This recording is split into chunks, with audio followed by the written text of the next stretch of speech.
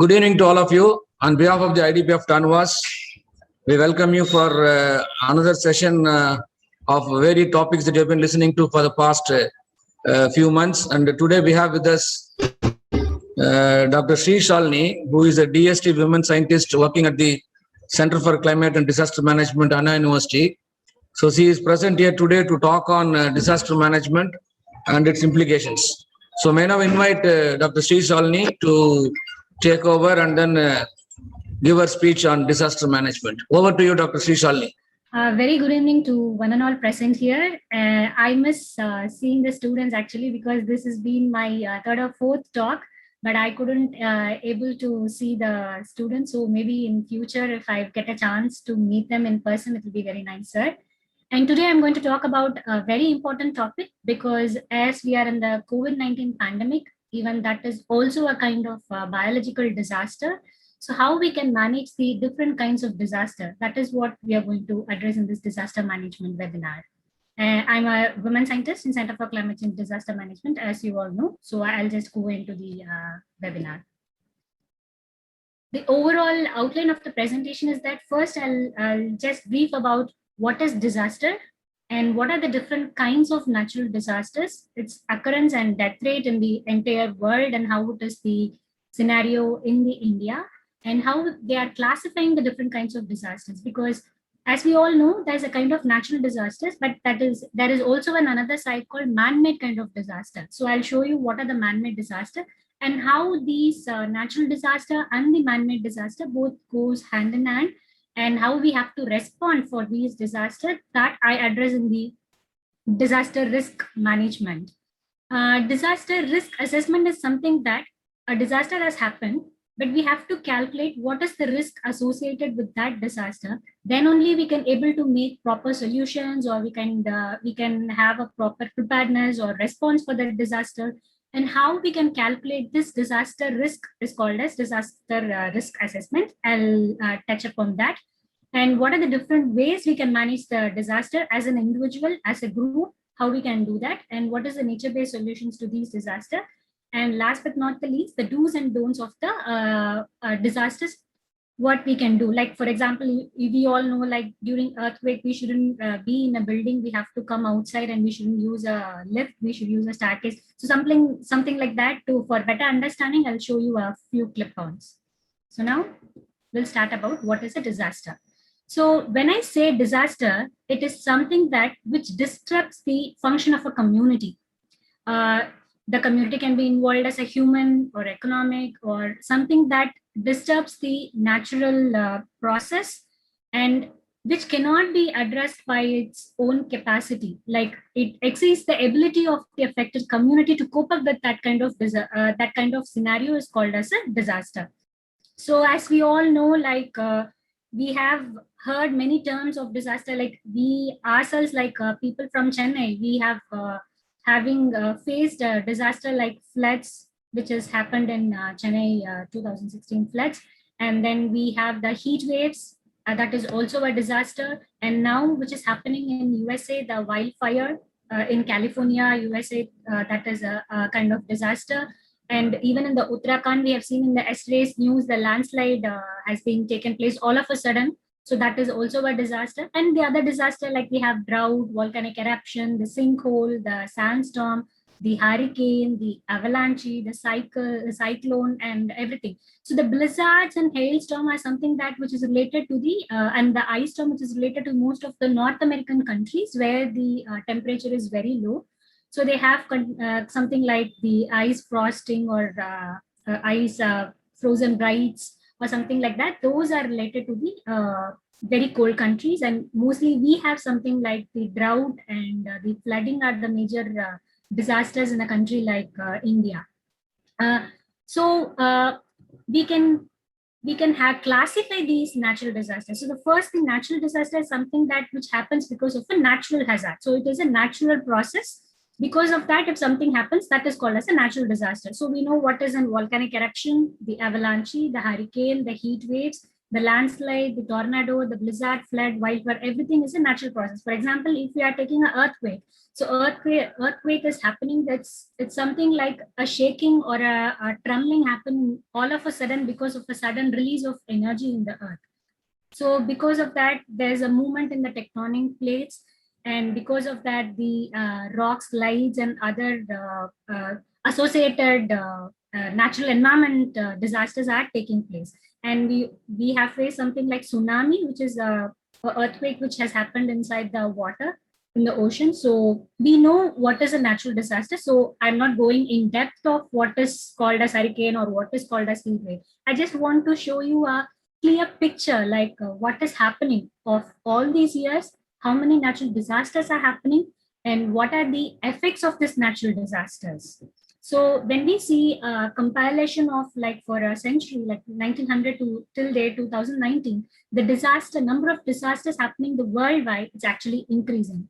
The one reason is something that we are started having a very high tech technologies to even measured even the small earthquakes. Like recently, like 2 or 3 days before, even in the Tuticorin, we have measured an earthquake which was having a Richter scale of 4.5.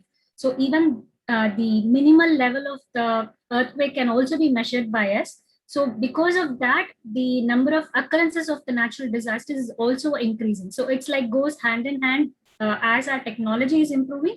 The measuring of these natural disaster, like monitoring the number of disaster, even the at the minor frequencies also can be monitored by us. So that's why that is also one of the reason for the increased trend from the 2000 to 2020. When we say, see, like, for example, in the left-hand side, we can see the y-axis, like around 400 natural disaster has been taken place in the 2020. But the frequency of these disasters is very minimal. But if you see the impact of these disasters is very high. That's why the natural disasters are something that we have to address it as immediately as possible. And we have to see what we can do, because most of the people affected by these natural disasters are the people who are under the poverty line, those who don't have a proper infrastructure or the basic facilities to handle when they come across a natural disaster. So what are the different impacts? So obviously the first impact is the death which caused because of this natural disaster. So the left side, the map shows that it is a compilation of the natural disaster in different countries. So when we compare the total death of the different scenarios with that of the natural disaster, it is only around 0.1% for the total death, because the death can also be from different, rather than the disaster, it can also be other things. So when we compare the number of death with that of the total death due to the natural disaster is 0.1%.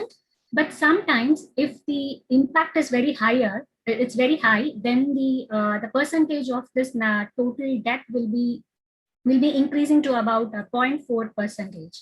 So for example, the earthquake which has been seen in a North American country like Haiti, the 70% of the death has been occurred only because of a single earthquake in that place. So based upon the level of the disaster happened in a single place, we have the impact associated with that.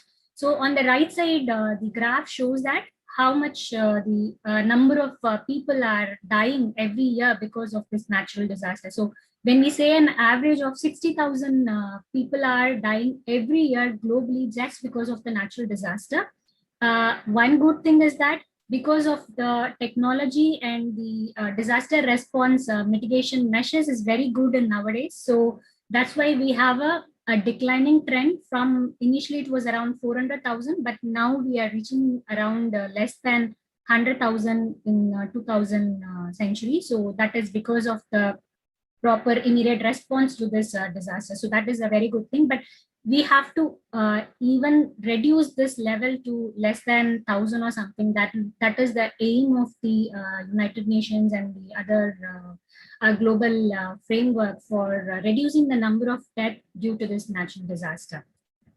So, and the death is also associated with the occurrences of these natural disasters, like where it is happening and how frequent these disasters are happening.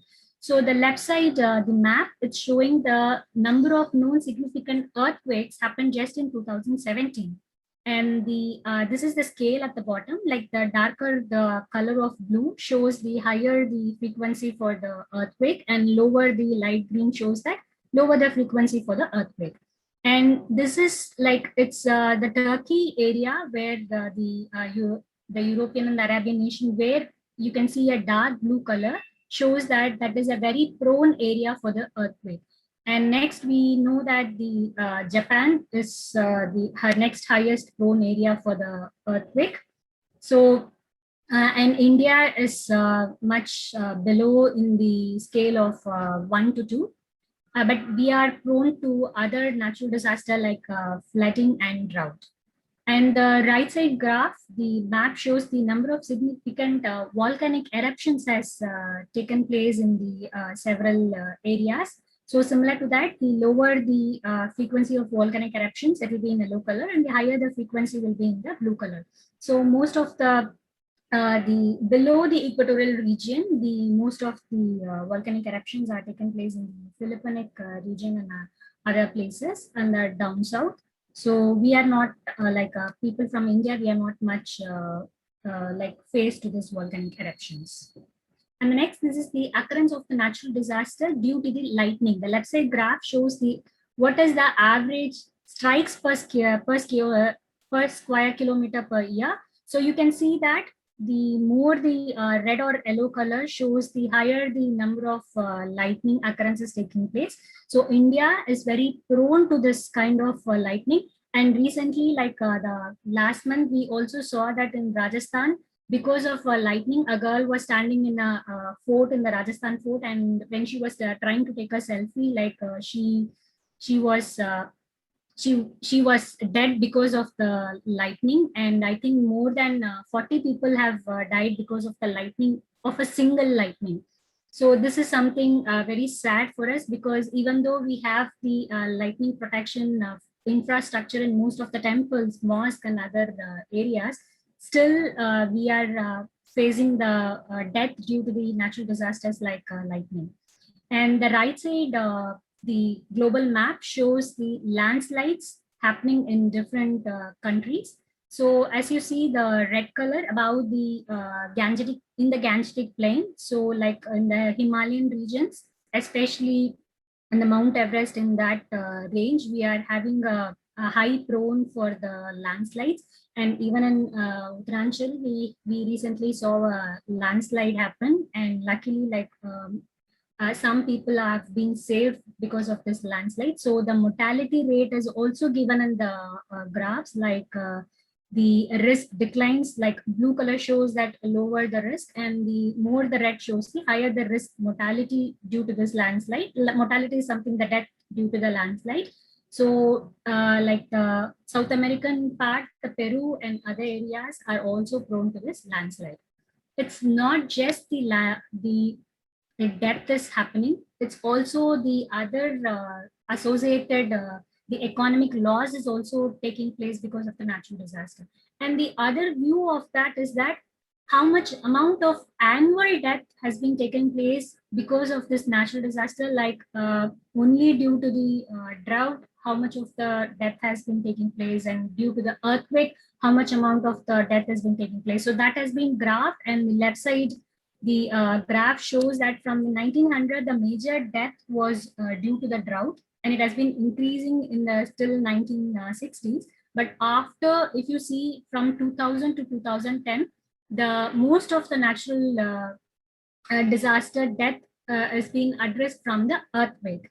And recently, you can also see the orange color, which has been increasing from 1900 to 2010 because of also due to the extreme temperature. The most of the death is also been addressing. So like in the previous talk, I would have spoke about like how the woman has been invariably affected because of this climate change, and more the women are affected because of this climate change, and the death is also seen, the number of death associated with women is higher. So similar to that, it's like it's very prone that when compared to the previous years, the now recently till 2021, like the following years is also because of the climate change impacts, we are having the higher number of death and other scenarios like the GDP or everything is getting lost. That's why we are having the Kyoto Protocol or the Montreal Protocol and the Sustainable Development Goals. Everything started addressing about the climate change impacts because it's the death and it's the environment. Everything is lost because of these disasters. The right side graph shows that bigger the bubble, bigger the death of the population. So when you see from left to right, it's from the increasing order from 1900 to 2000.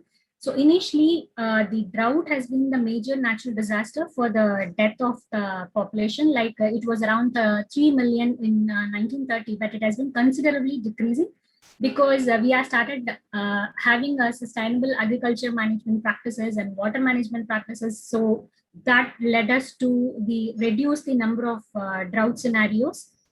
And even the flood scenarios is also being addressed because we are having something called the bundles in the sea, and we have a proper flood mitigation plan, and we are also having a proper rainwater harvesting system in the houses. So all these measures has helped us to reduce the number of death from this natural disaster.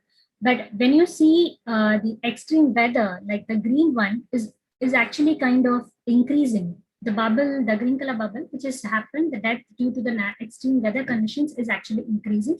And the earthquake is also having a similar trend. So when we see these occurrences of the natural disaster with respect to the country, so overall, when you see as a single scenario, like flood is the most prone the natural disaster, and the death due to the flood, due to the natural disaster, like flood is the highest, and next comes our storm, and next is the earthquake. So this is a global picture. But when we see a country-wise picture, it varies from the developed countries and it has varied from the developing countries. So as you see in the United States, the most of the death is caused due to the earthquake. But when you see for the China or for India, the most of the death due to the natural disaster is from the flood. We are facing a higher death from the flood. So when we compare the higher middle income with that of the lower middle income, like the United Nations have, the World Bank has split all entire nation into like 4 parts. So one is the lower income countries, and next is the lower middle income countries, and next we have the upper middle income countries, and next we have the higher income countries. So the India falls under the lower middle income countries. So we have the number of natural disaster happening is very high, and the financial support or the mitigation aspect of the plan for these natural disasters should be very proper because of our, one is the population, because based on our population like 3 billion, like it's very 1.3 billion, it's very difficult for us to manage when a natural disaster happens. So we have to have a proper natural disaster mitigation plan, and we also have proper financial support for addressing these natural disasters.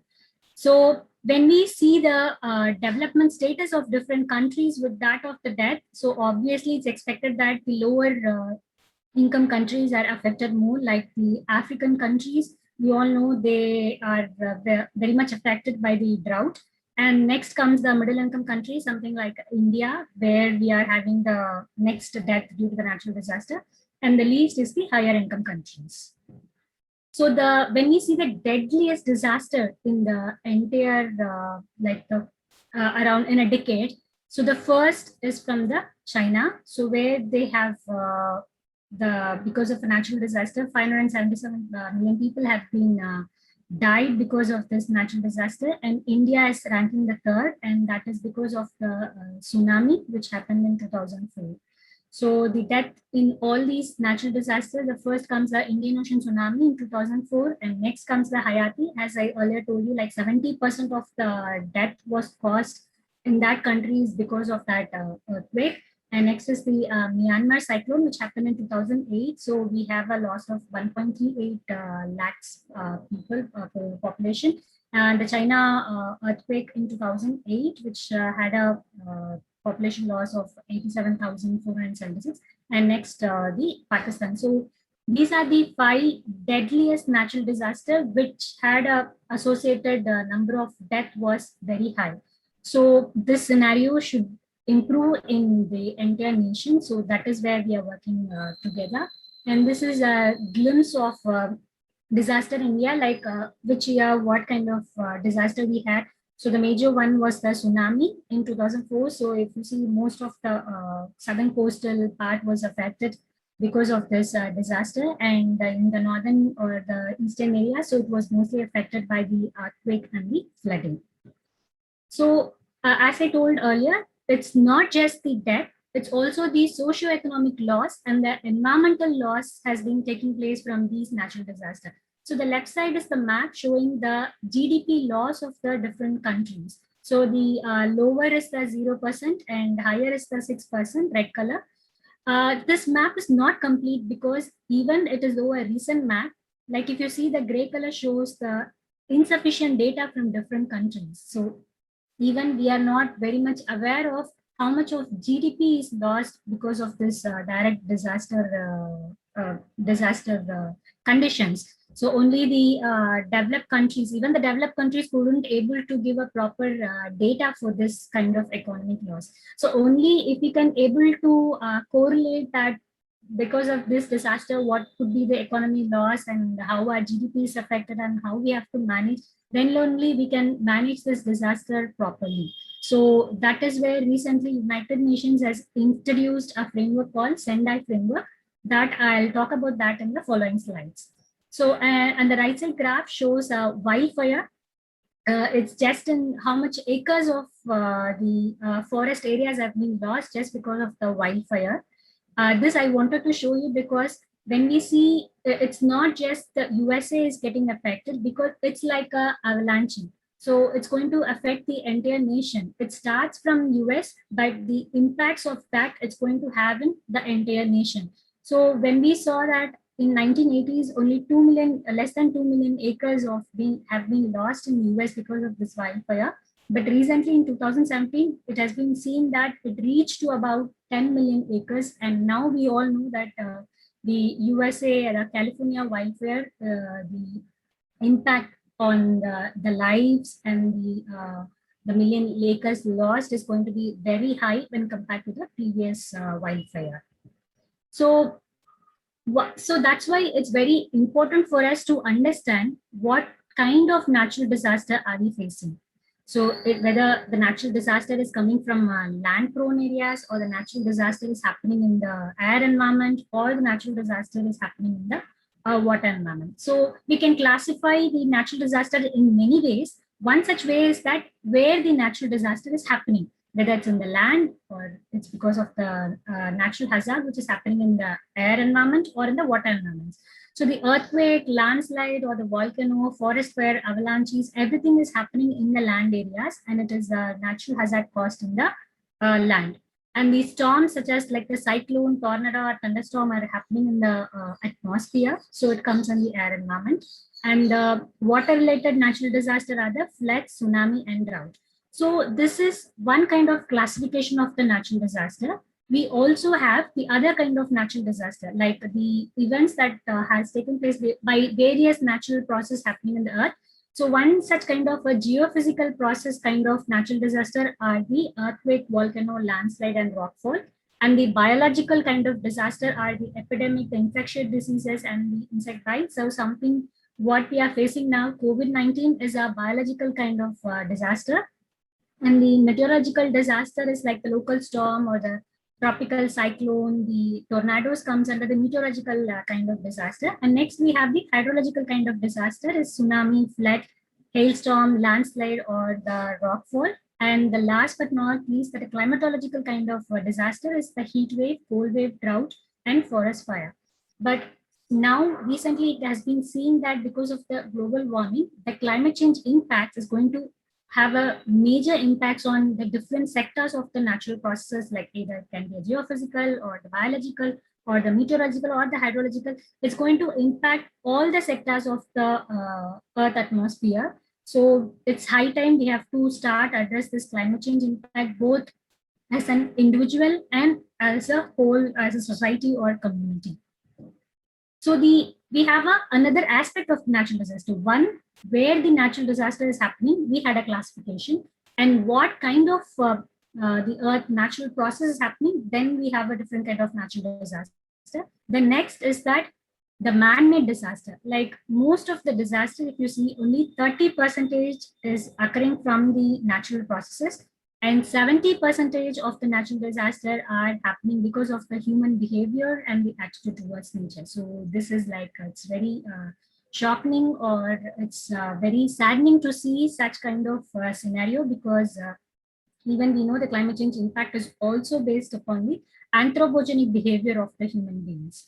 So if you want to classify the natural disaster based on the human behavior, then we have a natural disaster and the man-made disaster. So as we saw, the geological, environmental, and meteorological processes are from the natural, and the man-made, we have the technological kind of disaster, the industrial disaster, or the warfare. So sometimes we can even say it's kind of a biological war is also happening because of this COVID-19. So that is also a kind of a different aspect of the man-made disaster. So the Chernobyl, the gas disaster, and the Bhopal gas leakage, everything is kind of a man-made disaster. So we cannot handle this natural disaster and the man-made disaster separately. It's actually go hand in hand. So it's a hybrid disaster, like hydrometeorological disaster happens because of the man-made scenario and the natural scenario. So if we are not addressing this disasters properly, then we may come into a situation of subsequent disasters happening in the near future. So it's high time, at least, even if we can't able to avoid the natural disaster, we can reduce the man-made disaster happening. Like something that if you want to handle a disaster properly, we should have a proper infrastructure. So recently, Japan, they saw a earthquake happening, and most of the children who are in the school have actually saved. That's because they have a proper earthquake resistant infrastructure building in the schools. So something that kind of scenario can actually help us to avoid the disasters.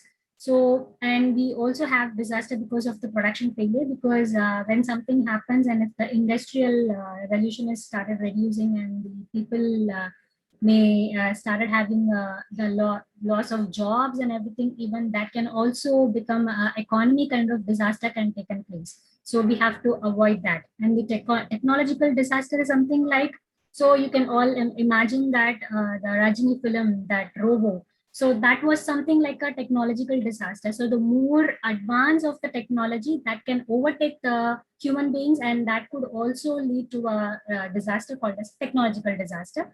And we also have a transportation disaster when we are not having a proper road facilities, or the improper road, or improper facilities for the people to transport in the public domains like buses or everything. Even that may also cause the road disaster and other things. So, and something like individual, like we human, even our behaviors can lead to a disaster, like the war, the genocide, or the terrorist attack, or the riot, or the strikes, or the disorders, economic conflict. So entirely what I wanted to say is that the man-made disaster are something that we can stop it. And it's high time we have to realize such disaster is taking place, and more number of people are dying because of this disasters, we can control it. So this, on the next phase is I want to show that to understand the what kind of disaster is happening in which kind of state, then only we can address to this disaster management properly.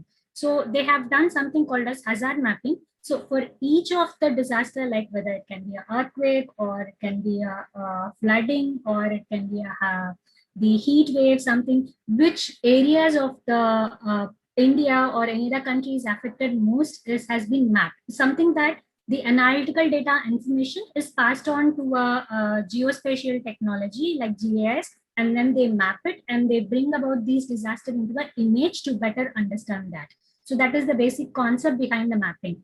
So in that geographical location, what kind of disaster has been happened in the past years, and is that area is a high prone area, or whether proper mitigation can take place, can be taken, or what kind of steps we can take, everything can be addressed from these hazard mapping. So that's why recent days the mapping using the remote sensing or the geographic information system called as GIS has been coming up very like advanced, because it has been used in different sectors. Even if you see, the disaster mapping sector is also using the GIS and the remote sensing data for that.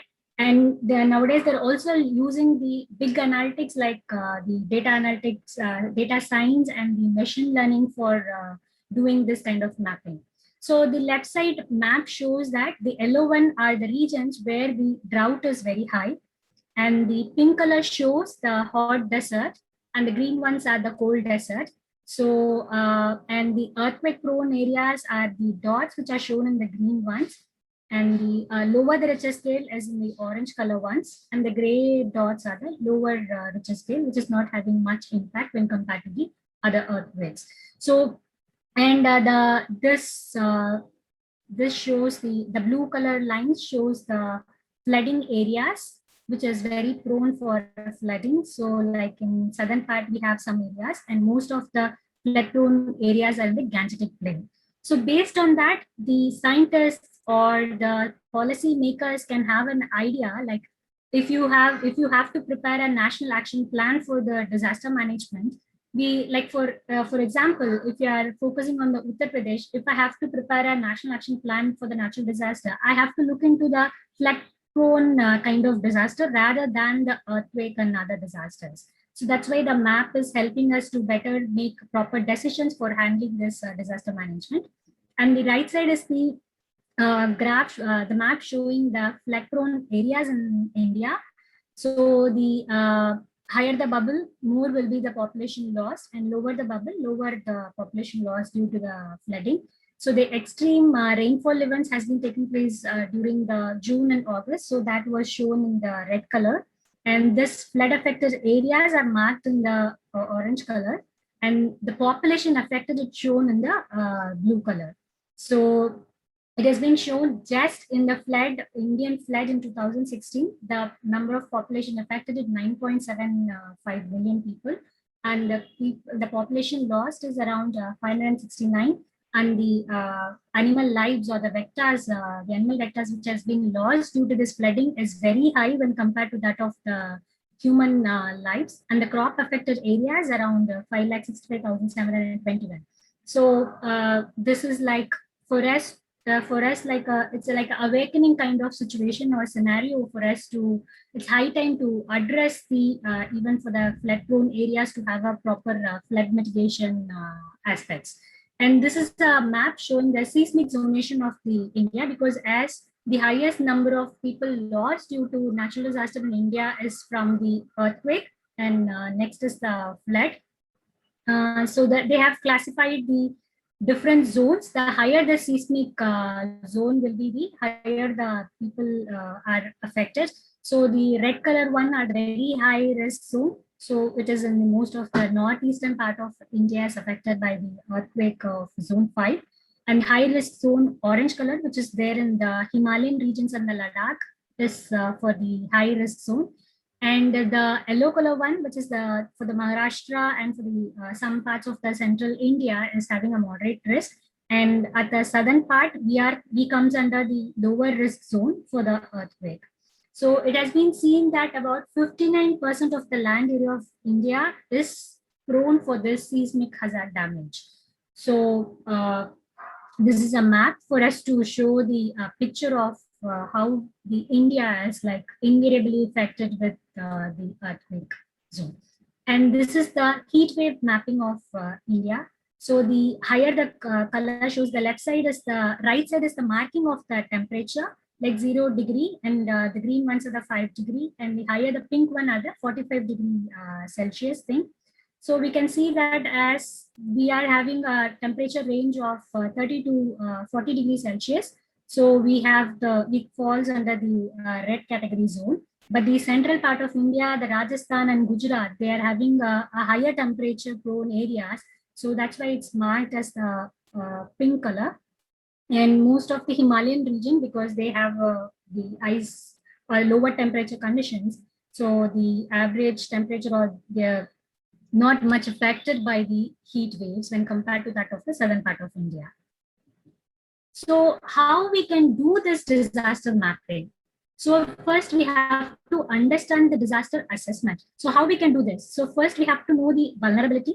What are the different areas that is vulnerable for this disaster? Like it can be vulnerable because we can mark it as a low to high vulnerable areas due to the vulnerability can be based on the social factor, or vulnerability can be because of the natural factor or the climatic factor, or even the infrastructure pattern also can be marked. So as a total, based upon the different sectors, like the water sector, or they are more vulnerable to the transportation sector, everything, then we can calculate based on that. We can find a summation for this vulnerability and what kind of exposure, whether they have a high exposure or they have a low exposure to these impacts. So multiply that with that of the natural hazard, we come to a conclusion of disaster. So this is like a manual calculation. So now currently we are working on, in our department, we are working on vulnerability of the COVID-19, like how much people are affected by this first wave and second wave, and which are the zones which are majorly affected in India. Especially we are looking on to the southern part of India, like when compared to the Andhra Pradesh and Telangana or Kerala, how much of what are the different vulnerable areas in the southern part of India. So we are doing such kind of mapping now. And the exposure is the major, it's because of the climatic exposure. So all the pollution related aspect comes under this exposure, like whether the people are exposed to the particulate matter emissions, or people are exposed to any other natural environment scenarios are calculated in the exposure. So this is like a summation. So when we say a disaster management, if we have to go for a disaster management, we should calculate the disaster. So that disaster can be calculated based on the vulnerability exposure on the natural hazard. So the natural hazard can be like, as I said earlier, this is a natural disaster is something from the happened because of the natural hazard. And the natural hazard can be further classified as the biological hazard or hydrological hazard or the meteorological hazard or the geophysical hazard or the climatological hazard. And this and the other side is the human hazard, whether the nuclear hazard or the technological hazard or the chemical hazard. These two go hand in hand, and we calculate a total hazard due to a disaster that we can calculate.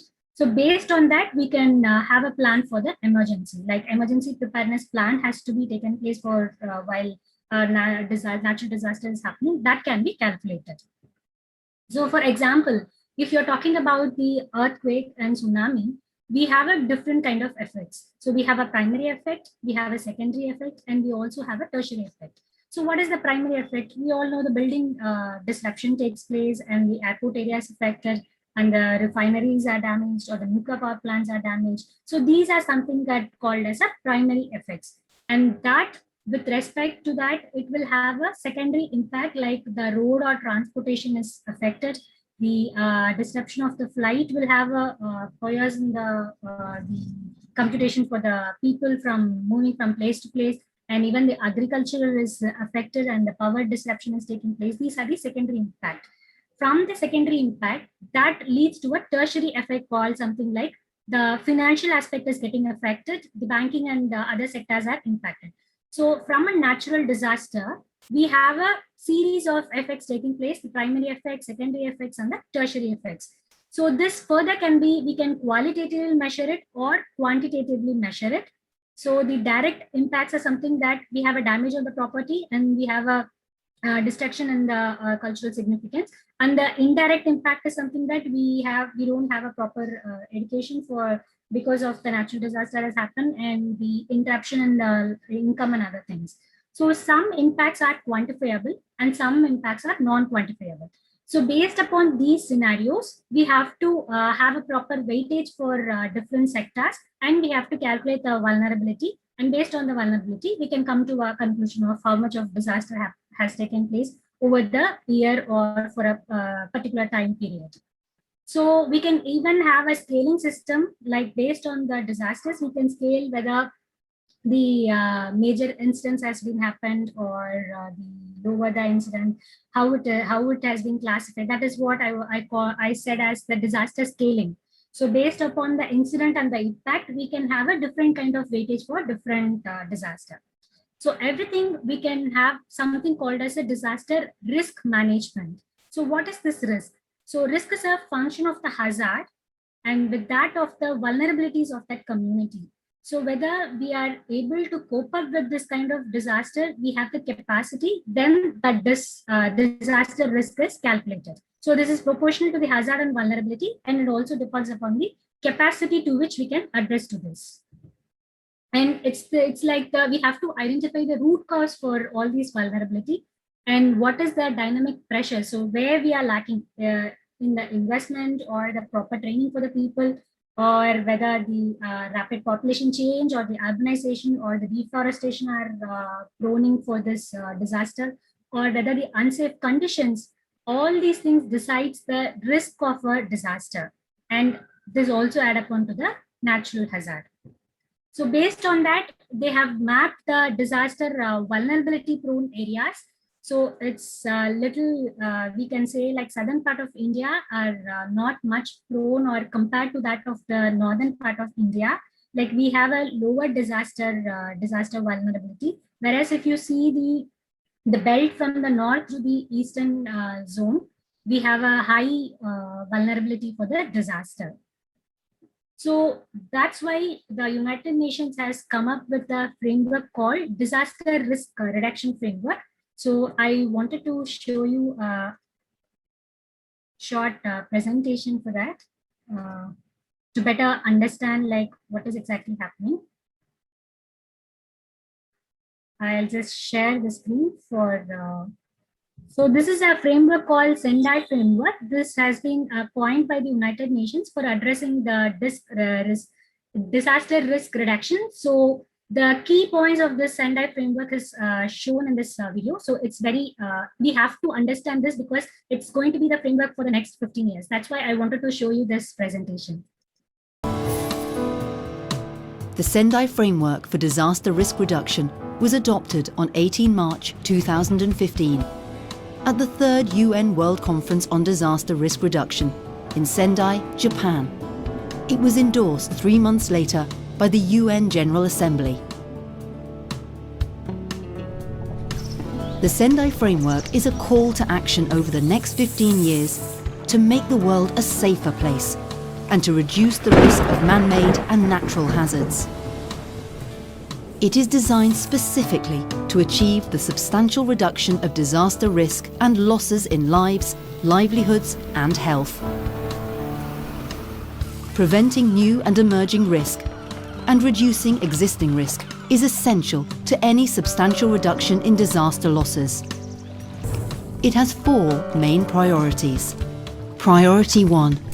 Understanding disaster risk is about ensuring that policies and practices for disaster risk management are based on a clear understanding of vulnerability and exposure to hazards. Priority 2. Strengthening disaster risk governance means having a clear strategy, strong institutions, laws and budget to ensure the efficient management of disaster risk. Priority 3. Investing in disaster risk reduction for resilience includes public and private investment in measures which will prevent and reduce losses. Priority 4. The importance of disaster preparedness and building back better after a disaster strikes. The Sendai Framework sets out 7 targets to measure progress in achieving a substantial reduction of disaster risk. Target 1. To substantially reduce global disaster mortality by 2030. Between 2005 and 2015, over 700,000 people around the world lost their lives from disasters. Target 2. To substantially reduce the number of affected people globally by 2030.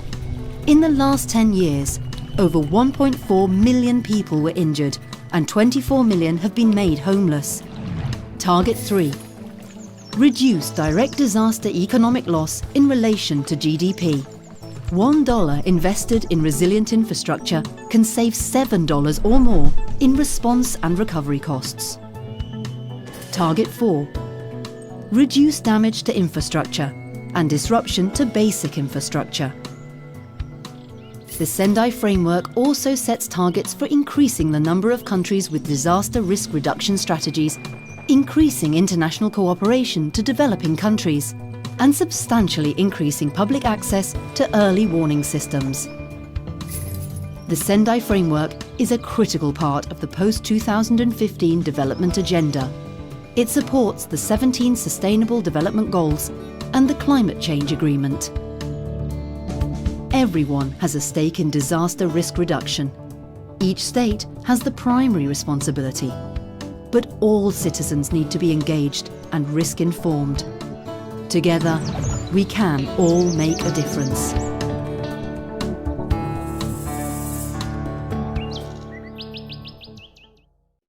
So the Sendai framework has summarized what I done. So that has been calculated based on the hazard and the vulnerability. And so it's a method where we have to characterize or identify the threats, and we have to assess the vulnerability in based on the specific threat. And we have to see the ways where we can reduce the risk, and we have to go for a proper risk reduction measures. So that is the entire summary for this disaster risk reduction. So first is the identifying risk, and the second is the assessing the risk, and we have to communicate the risk. Finally, we have to have a mitigation the risk. So it's the summary of for a disaster management risk management plan, which we have to have a proper information regarding the risk, and we have to enhance the disaster risk reduction. We have to strengthen the disaster preparedness, and then we have to understand the physical disaster risk. So this leads to something called as a disaster management plan. So what is a disaster management? This is something like creation of plans to reduce the vulnerability from these disasters. So this is like eliminating the number of threats, so that can lead to the decrease the number of disaster happening. So we have two things. One is the disaster management cycle at the left side, and the right side shows the different phases in the disaster management plan. So first we have to be prepared when a natural disaster happens. Like we have to have a proper early warning systems. Like if an earthquake is going to occur, then our IMD, like from Nungambakam, we are getting the information like we are prone to this kind of flooding, or we are prone to this kind of earthquake happen. So that is called as preparedness. Going to reduce the effects going to cost by this natural disaster. Are we having a proper rescue emergency relief plans or something that comes under the response and the recovery? So after the disaster has taken place, have we come back to the normal? So like when the tsunami has affected, you must have seen that the most of the places near to the Nagapattinam and the Kadalur areas, the people are affected more, and for them to have a proper habitation for living and for the day-to-day activities, it was taking so much time for coming back to the normal. So that is called as a recovery. And the mitigation is that we have to minimize the effects of the disaster. So these are the important phases when we are talking about the disaster management. So like we have to have a risk assessment, we have to prevent it, and we have to have a proper preparedness for the disaster mitigation. So when we see the phase of a disaster response, we should have a proper relief, rehabilitation, and reconstruction. So the disaster mitigation comes in the pre-disaster phase, that is before the disaster happened, and the disaster response is something which happened after the disaster, that is the post-disaster. So this is with respect to the natural disaster risk management. So we have to understand the risk, plan for the risk, and how we are building for the risk, mitigate it, and ensure that such risk has not happened, and the response to the natural events, and how we recover and improve. So the prepare, prevent, respond, and recover are the four major criteria for the natural disaster risk management. And this is a nature-based solutions for the disaster. Like we have to increase the resilience for the social resilience and the ecological resilience, and we have to improve the healthy ecosystems, like having a proper sustainable usage and conservation and restoration plans. But whereas we have to decrease the ecosystem loss and the degradation, and we have to decrease the vulnerability with respect to the ecology and the social vulnerability. So basically, for having a proper resilience resilience to disaster climate change, we should have increase the social resilience and ecological resilience, and we have to decrease the ecological and social vulnerability. And this is the similar to that for the disaster preparedness. So we have to address the different aspects of the climate change, and this could be done based on the research output. We can have a proper disaster mitigation plan, and we have to bring that in the practice by implementing the proper policies. So the post-disaster recovery plans is that first we should have a emergency rescue, and then we should have a rehabilitation for 2 to 12 months. And from 70 to 30 months, we have to reconstruct, and we have to go back to the normal. And these are some of the do's and don'ts for the earthquake. For example, like we shouldn't use the lift, or we should go under the desk, or we have to stop driving, and we have to avoid the fire prone areas and everything. So similarly for the flooding and everything, they have given the infographics for addressing the flood safety tips.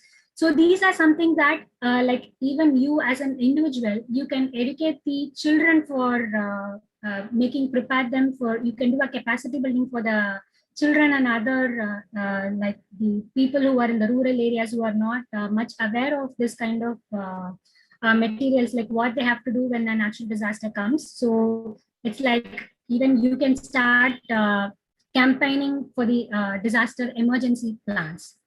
And last but not the least, I want to end in a very good note is that when a natural disaster happens, so the people who are risking their life and saving the people are the natural disaster response force. So these are people from the BSF and CRPF and other ITB and CSF.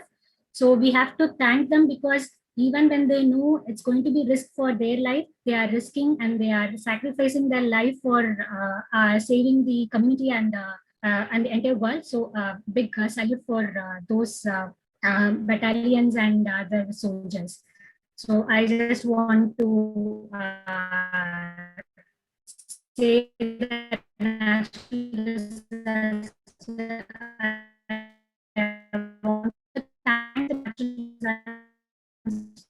for their support for us during all these years. Thank you so much. And so let's be prepared for the emergency. We have to be prepared to be informed of this natural disaster. So thank you all for this wonderful opportunity. Hope you understood something about what are the different kind of disaster and how we can manage when a disaster happens. Thank you so much. Dr. Shalini, actually it was a wonderful presentation, and probably within an hour time you've completely covered the topic disaster management, which has got a lot of facets. I think you have taken us to the basics of disaster management and how each and every person or the agency should be focused on overcoming this kind of disasters. And probably if somebody has got some question to ask to the speaker, you can interact. Sir, Dr. John, sir, from your side. Dr. Selraj from Namakkal. Yeah, I think they have asked like the question related to population explosion. Yeah, please, you can. Yeah, this is a kind of man-made. Chat box, Chandra. Okay, sir. Okay, please. Yes, sir. I'm happy to address this, but I'm not in a position to answer this. I'll just address the question the way I understood. The population explosion is something that I wanted to say that we are going to exceed China in a couple of years. We are going to be the #1 in the world population. China has started having a very strict family planning and other schemes for them to control the population, but we don't have such kind of plans. So I think it's high time we should have a proper national plans to address the increasing number of the children or other, like earlier, I think in our father and mother, the grandparents will be having 8 or 10 children, but now if you see, our parents will have only 1 or 2 children. So I think this itself is kind of control for the population, but still we have to address upon this in our national action plan. I think what's your thought about the deforestation? The deforestation, one of the key aspect of the major disasters happening in many places. Yes, sir. That's why we now in the integrated national plan, we have committed. India has committed for more than 3 million of green forest aeration to increase the carbon capture. So actually, we have started working on that. It is one of our aim in the national determined contribution NDCs according to the Kyoto Protocol, like in the Paris Agreement. We have committed for more than 3 million acres of the green plantation for addressing the deforestation and for the capturing of the carbon dioxide. Sir, Dr. John, sir. Okay. Okay. In case if there are no more questions or interaction with the speaker, thank you so much, Dr. Shalini, for once again coming to our IDP of TANUVAS and then delivering a wonderful lecture on one of the most important topic that everybody should be aware of. And on behalf of IDP of TANUVAS and the World Bank, we thank you so much for being here, and we look forward to have you for some more lectures in the future. Thank you so much. Thank you so much, sir. It's been a great time. Thank you. Thank you, ma'am. Yes. Thank you.